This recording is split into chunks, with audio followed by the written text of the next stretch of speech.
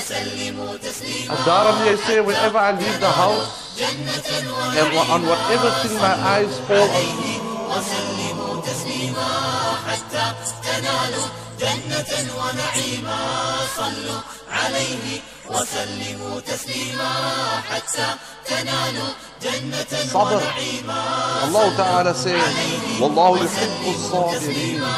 Allah Ta'ala is lief met daardie kinders. School governing body of South Coast Madrasa.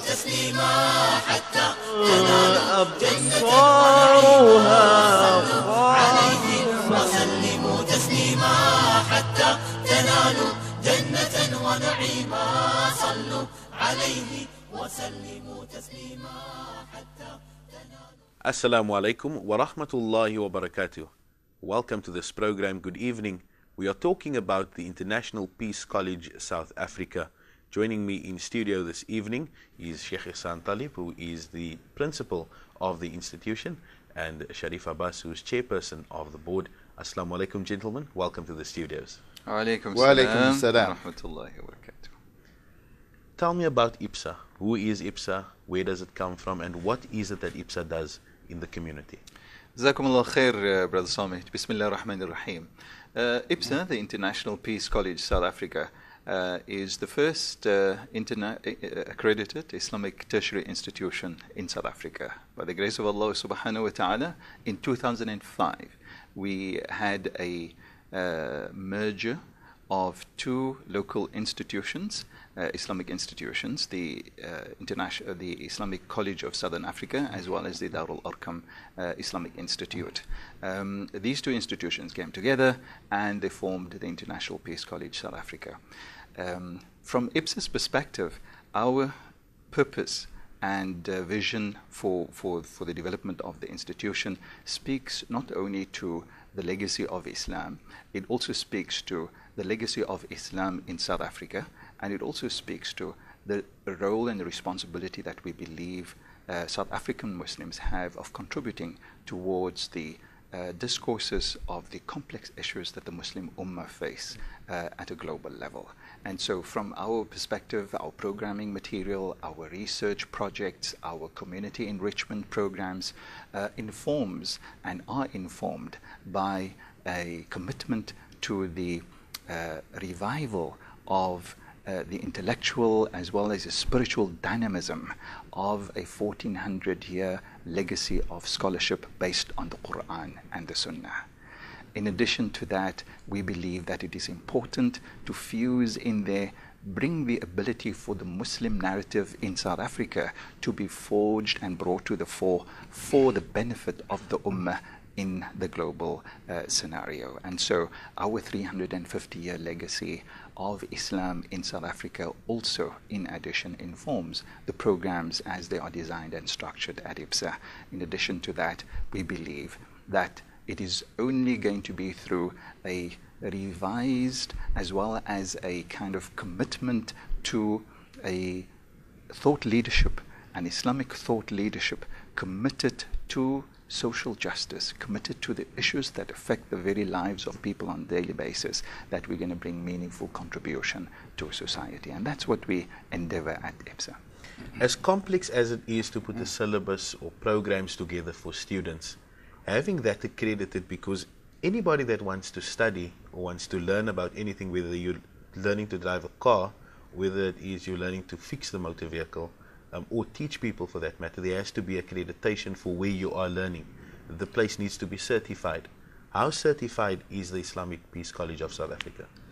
Let me just say to you that we are a private higher education institute, and we're registered with the Department of Higher Education and Training, but we accredited with the Council of Higher Education. Now, this is a process where we get recognized by SAQA, which is the South African Qualifications Authority, and that is done under what we call the NQF, the National Qualifications Framework. So technically speaking, for us to be able to issue degrees and diplomas and certificates, that is the process that needs to take place. You know, having said all of that, what is very, very important is that we, right now, preserve this accreditation, because we're the only tertiary Islamic institution that has this accreditation. But having said that too, I believe that all of this must happen in what we call centers of excellence. And IPSA has set itself to be the center of excellence and the premier Islamic institution in this country. And this flows to our mission, which really what we want to do is to attract scholars, we want to attract intellectuals. Sheikh Ihsan has spoken about thought leaders, we want to get professionals, all attracted to this particular institute. We've embarked on a magnificent program. The top international scholar on the study of the Maqasid to Sharia, we will be bringing him, inshallah, for 4 years to IPSA. But what is this really about? To assemble knowledge around character and faith so that we can bring about the top academic learning, the top tertiary education in Islamic sciences, the teaching thereof, and then also research of the highest caliber. And what is this all about? It's all about to reignite the intellectual dynamism and spiritualism within our ummah, and also the global context, inshallah. Okay, so if I can stay with you. Yes.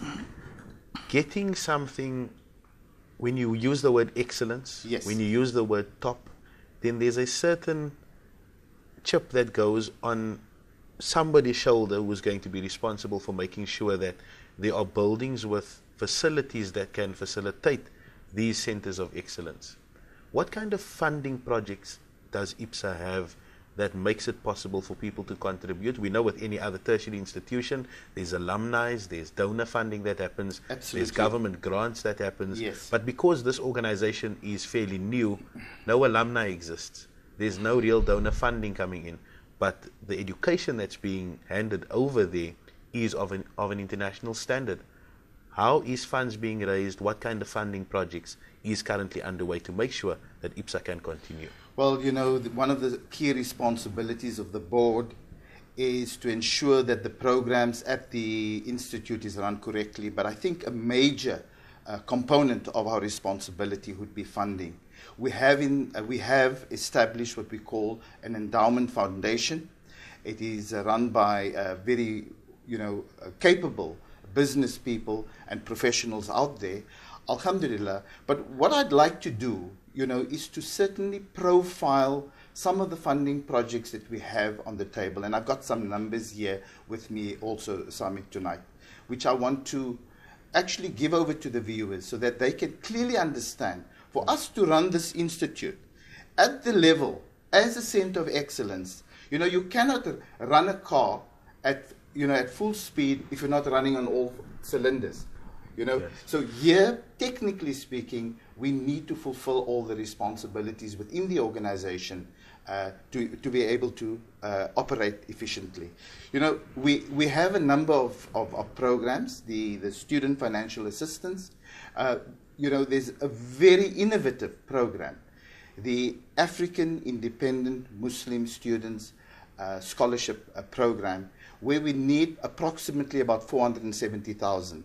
We also have a financial aid, IPSA financial aid program, where we need 420,000. But now with this new program of thought leadership, the master's program, we want to in actual fact have 25 ulama that's needy, that we need to educate, to raise about 750,000 rand there, inshallah. The total amount just on funding the students and the scholars at IPSA, we will need in the ensuing year something to the tune of 1.65 million, inshallah. I just want to delve on two other aspects, academic research and development, and Sheikh Ihsan will in actual fact speak about the chair of IPSA at a later stage, of peace studies, and also the running of the master's program is a very, very important component. So to establish the chair, we need roughly 500,000. To get the transferal of IP and the blueprint, and to bring the full faculty of this program for the Maqasid to Sharia, we will need something to the tune of 2.5 million a year. So overall, we need something like 3 million just to get that established. Then just on media and publications, and this is very, very interesting, we have a translation project on The Way of the True Salaf by Muhammad Alawi al-Maliki, where we need 120,000. But we also have an IPSA journal that gets published every year, and we need something to the tune of 40,000. I mean, 160,000 that is needed, where the IPSA journal, for example, is academic papers, research papers, which are in most instances, thoroughly peer-reviewed, and 160,000 to reignite the intellectual dynamism of our scholars, and of course, done through the way of wasatiyah and the madhahib. Then one thing that I find very, very interesting is the coffee table illustrative of Islam at the Cape. And there again, a project that's going to cost only 150,000 Rand. And what will this do? This will really recognize and promote this authentic Islam that was practiced at the Cape over 350 years. And I think all of this, goes a long way to put us on the path of the middle road. That we're not absorbed by the dominant culture, but certainly that we want to occupy that middle space, and that we're not relegated to the periphery of society as well. Shukran for joining us this evening, Al-Sharif, and Sheikh, you'll be staying with me. We're having another important person that's taking your seat after the break. So, roughly 3 million Rand required in the pledge later this evening? Not roughly 3 million.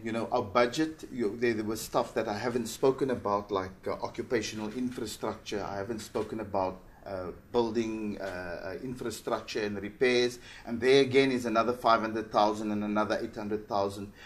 Just to keep this engine working well, we need something to the tune of 5.6 million. But Sheikh will be talking about a very, very innovative project at some stage, which is the 12,000 Believers campaign, which is Waqf campaign. And it's about the prophetic principle that we will never, never be defeated with this quantum number, from the words of the Prophet, inshallah. Once again, shukran for joining us, Uncle Sharif. I'm going to greet you and relieve you of your duty. Assalamu alaikum. Wa alaikum salam. Sheikh, you'll be staying with me, and to the viewers, stay with us. On the other side of this break, we are joined in studio by Ibrahim Rasool, who is the chairperson of the International Advisory Board at the International Peace College, South Africa. This program, a very special edition of Community Showcase, is a build-up to a pledge line taking place this evening.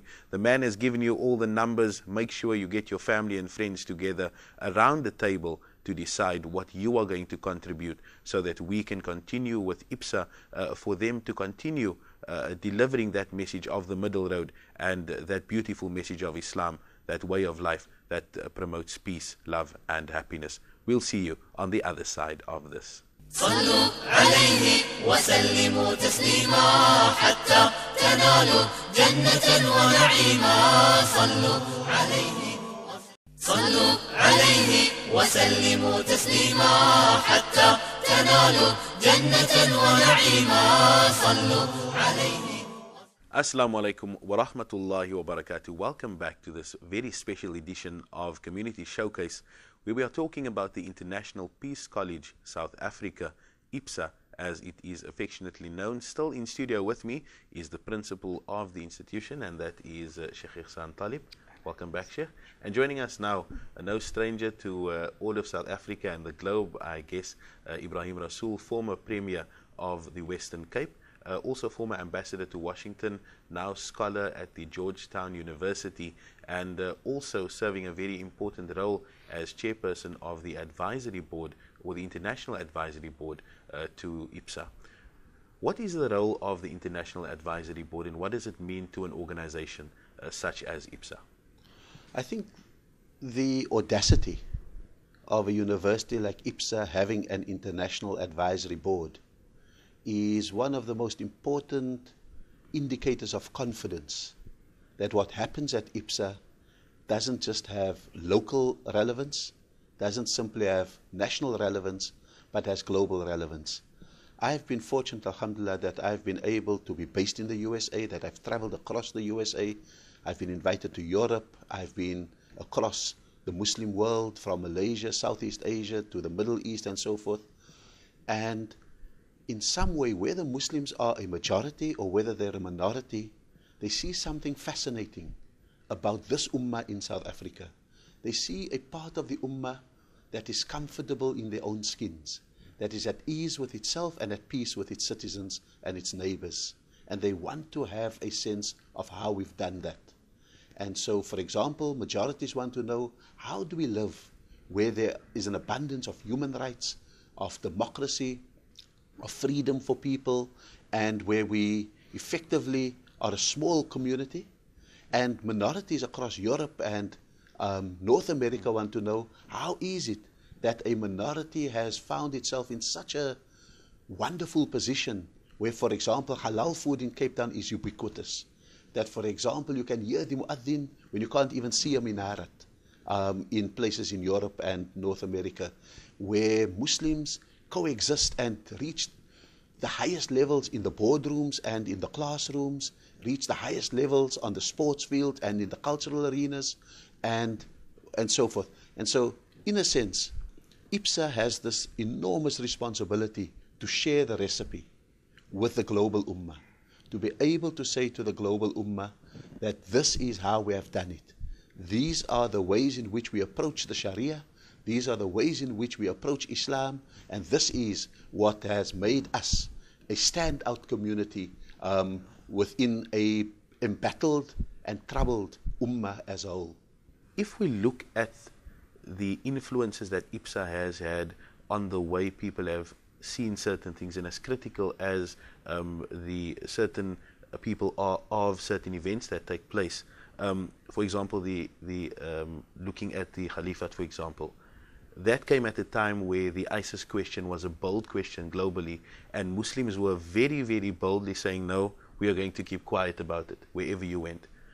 IPSA took that very, very bold step, and they went ahead, and a very, very good discussion was held, as you said. From an international perspective, how would that be seen by Muslims and non-Muslims in the States? And also from the advisory panel, why would something like that take place at IPSA?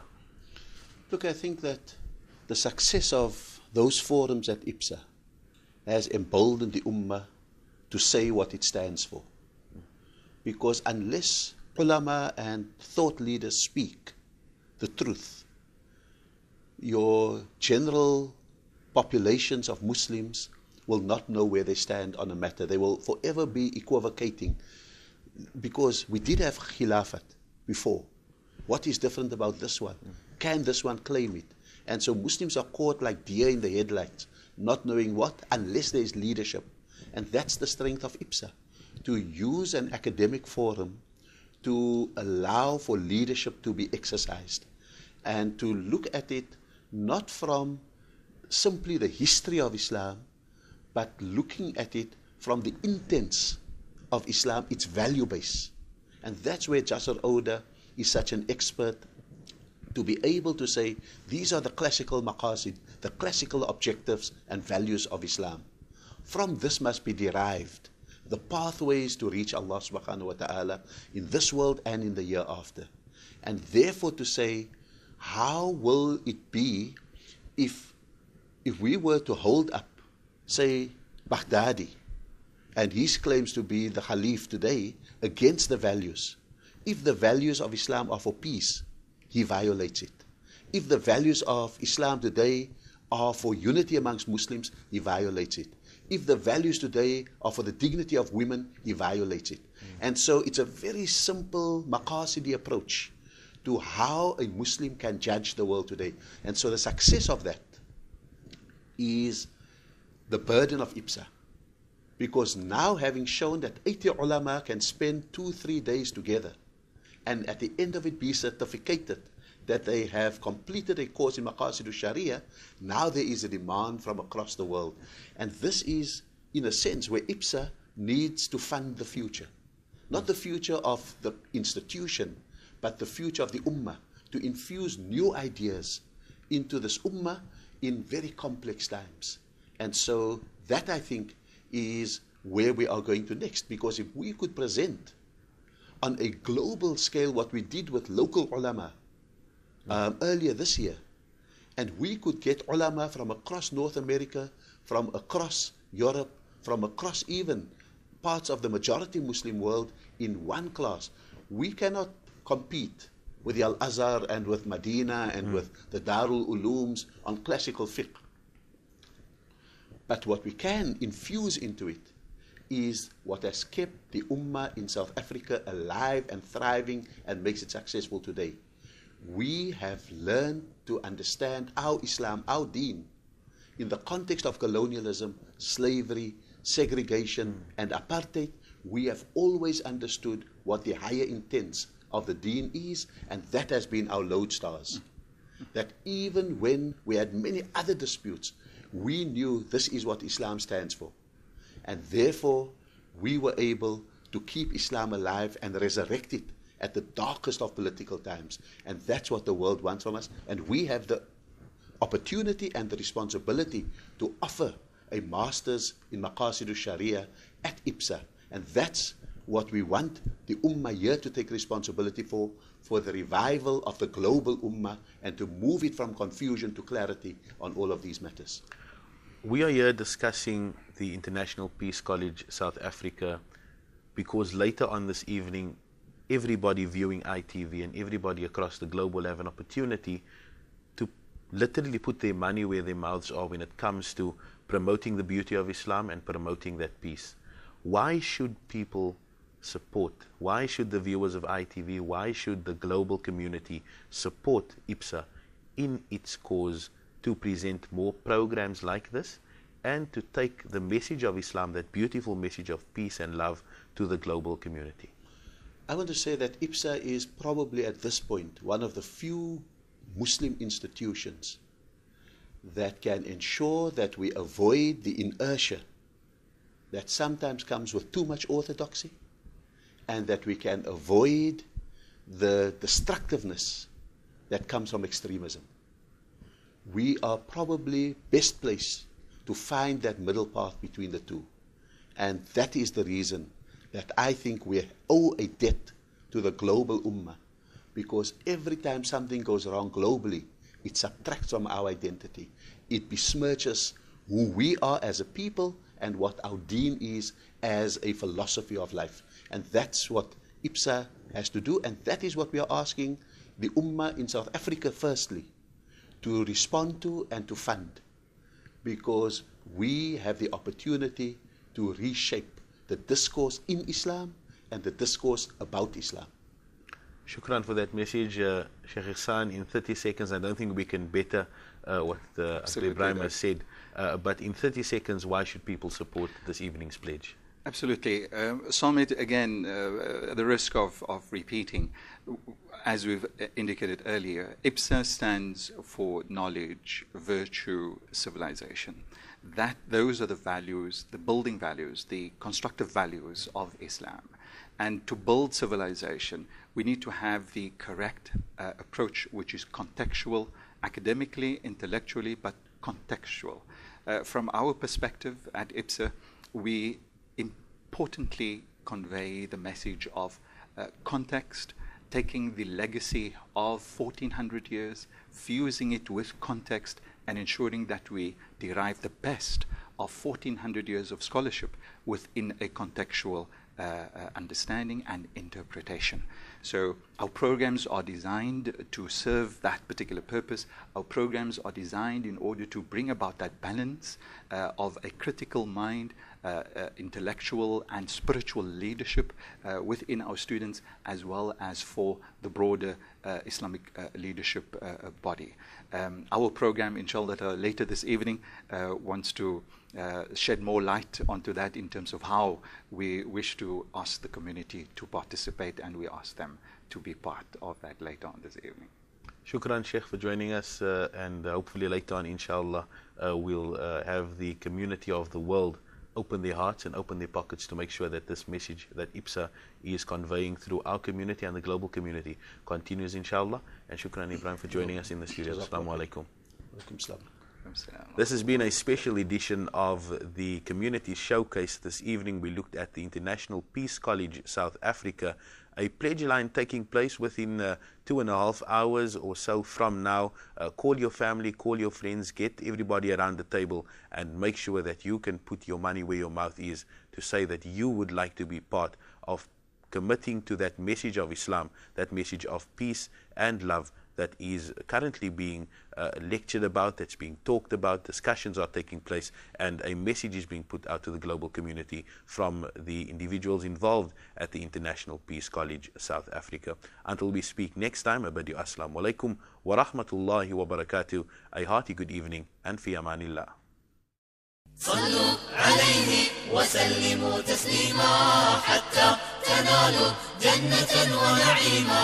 صلوا عليه وسلموا تسليما حتى تنالوا جنة ونعيما. صلوا عليه وسلموا تسليما حتى تنالوا جنة ونعيما.